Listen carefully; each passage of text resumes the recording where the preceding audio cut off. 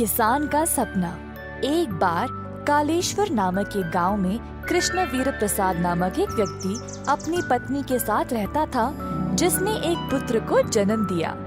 अपने पुत्र के नामकरण के दिन उसको हरि प्रसाद का नाम दिया गया। गांव के सारे संत, ज्योतिषी और धार्मिक साधु जो इस नामकरण के उत्सव पे आए थे, सबों ने ये बोला कि हरि प्रसाद बड़ा होकर अपनी परिवार की संपत्ति को तिगुना कर देगा। कृष्णा और उसकी पत्नी इस वरदान को लेकर बहुत प्रसन्न हो गए। अब बचपन से ही हरि प्रसाद ये सुनते आ रहा था कि उसके कारण परिवार की संपत्ति तिगुना हो जाएगी, तो वो बहुत अमीर बनने के सपने देखते देखते बड़ा हुआ।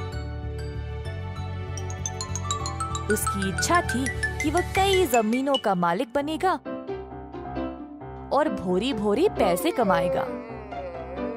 हरि प्रसाद 21 साल का हो गया जब उसके पिता ने घर और कारोबार की सारी जिम्मेदारी उस पर सौंप दी और उसका विवाह भी करवा दिया। काम की जिम्मेदारी लेने के बाद वह आलसी बन गया। फसल की देख रेख करने के बजाय वह खेत में आराम करता था, दोस्तों के साथ गप्पे मारते हुए। इसी तरह दिन बीत गए और अंत में सब खराब हो गया। कृष्णवीर प्रसाद ने ये देखा और अपने बेटे को बुलाया। हरि प्रसाद, मुझे लगा तुम उत्तम रूप से अपनी जिम्मेदारी निभाओगे और घर गृहस्थी अच्छे से संभालोगे। मैंने तुम पे विश्वास किया कि तुम मेरा नाम रखोगे, पर तुमने तो सब बर्बाद कर दिया। मुझे बहुत दुख है इस बात का। पिताजी, आप सब लोगों ने ही तो कहा था कि मेरे जन्म की वजह से इस परिवार की संपत्ति तिगुना हो जाएगी। मैंने ना आपका नाम खराब किया ना कुछ। मैं तो हर रोज समय पे खेत पे भी जाता हूँ। ओह मेरा भोला बेटा, अगर तुम दिल और दिमाग लगाकर काम करोगे तभी हमारी अच्छी फसल उगेगी ना। अगर तुम केवल खेत पर जाकर कुछ भी नहीं करोगे तो फायदा कहाँ से आएगा। अगर तुम ऐसे ही करते गए तो हमारा पैसा, खाना, धन सब खत्म हो जाएगा। अभी तो जागो और अपना कर्तव्य निभाओ। हरि प्रसाद को अपने पिताजी की बात समझ आ गई। मैंने इतने दिन बर्बाद किए, इतनी छोटी सी बात थी और मुझे समझ नहीं आया।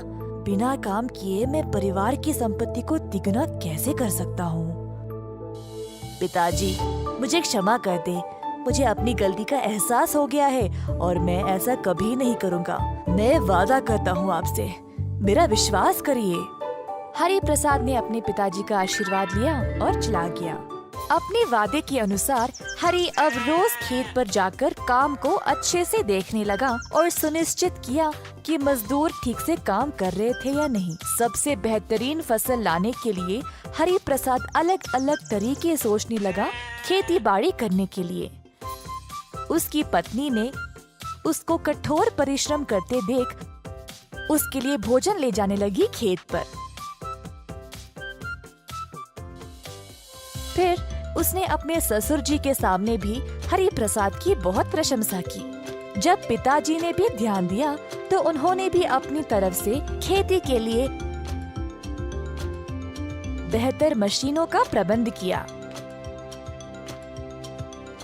पर हरि प्रसाद अपने सपने के बारे में नहीं भूल पाया जो वो बचपन से देख रहा था। उसने देखा कि उसकी अच्छी खासी फसल निकलने लगी। उसको अनाज और बीज के 100 भोरियां निकलने लगे। परंतु हरि प्रसाद संतुष्ट नहीं था, क्योंकि उसका सपना और भी बड़ा था। वह अपने सपने को सच करना चाहता था, परंतु वैसा हो ही नहीं रहा था। हालांकि बाकी के लोग तो बहुत खुश थे। हरि प्रसाद से बात करने गए पर वो खुश ही नहीं था। उसके पिताजी की प्रशंसा भी काफी नहीं थी उसका मन बदलने के लिए। हरि प्रसाद बेटा, जरा देखो सब कितने खुश हैं। पर तुम इतने उदास क्यों हो? पिताजी, मैं अभी भी संतुष्ट नहीं हूँ। मेरा सपना कुछ अलग था, इससे भी बड़ा। मैं खुश हूँ ही नहीं।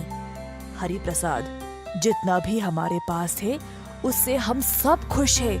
तुम कुछ ज्यादा ही प्राप्त करना चाह रहे हो। हमारी फसल बहुत अच्छी है अभी। अपनी उम्मीदें इतना भी मत बढ़ाओ।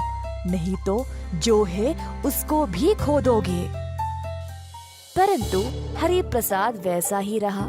वह और धन कमाने की कोशिश करता गया और 10 गुण ज्यादा धनवान भी बन गया। सबको दिख रहा था कि हरि प्रसाद ने अपने सपने को पूरा किया था, पर इस बात का एहसास खुद हरि प्रसाद को ही नहीं था। अब क्योंकि वह अपनी कमाई से खुश नहीं था, वह अपने परिवार के साथ कभी भी समय बिता नहीं पाया और जीवन भर असंतुष्ट ही रहा।